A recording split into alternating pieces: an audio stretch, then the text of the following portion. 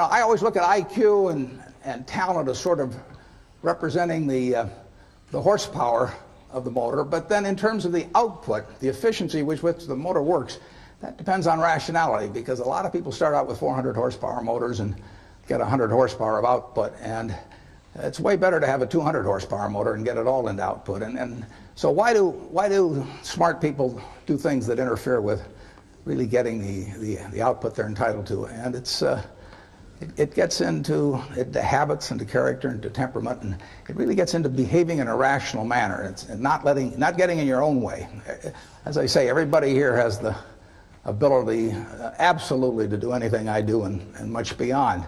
And some of you will and some of you won't. But it will, the ones that won't, it will be because you get in your own way. It won't because the world doesn't allow you to. It will be because you don't allow yourself to. So I have one little suggestion for you. Pick out the person in the class that you admire the most, and then write down why you admire them. Put down a list of qualities. You're not to name yourself in this, incidentally.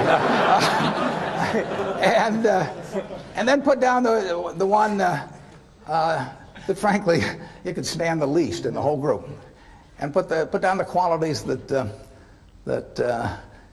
turn you off in that person. And look at that list, and you won't find it's a bunch of things like throwing a football 70 yards or anything of the sort. The qualities of the first one that you admire are qualities that you, with a little practice, can make your own, and which, if practiced, will become habit forming.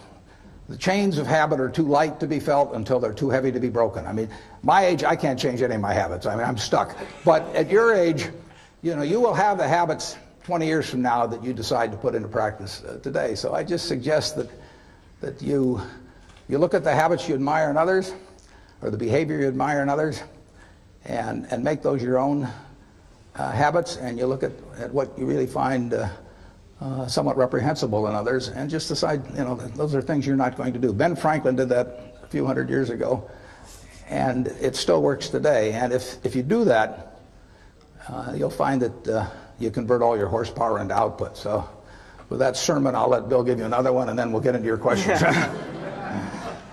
Well, I think Warren's absolutely right about habit. I was lucky enough when I was quite young to have an exposure to computers, which were very expensive and kind of limited in what they could do, but still fascinating. And some friends and I really talked about that and decided that they would change because of a miracle technology of chips into something that everybody could take advantage of. And we really thought writing software was a neat thing. We hired our friends who wrote software. We thought about what the potentials were and really didn't see any limit. And so that vision of getting our friends together, getting them to work as a team, really seeing what kind of tool this could be, a tool of what we talked about as the information age, where the key thing is magnifying your brain power instead of just your muscle power.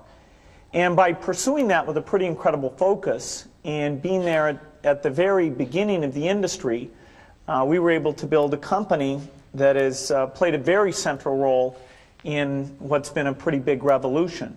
Now, fortunately, the revolution is still at the beginning. It was 23 years ago when we started the company, but there's no doubt that taking the habits we formed and sticking with those, which would be hard to change, the next 23 years are going to give us a lot more potential and maybe even get us pretty close to that original vision, which was a computer on every desk and in every home.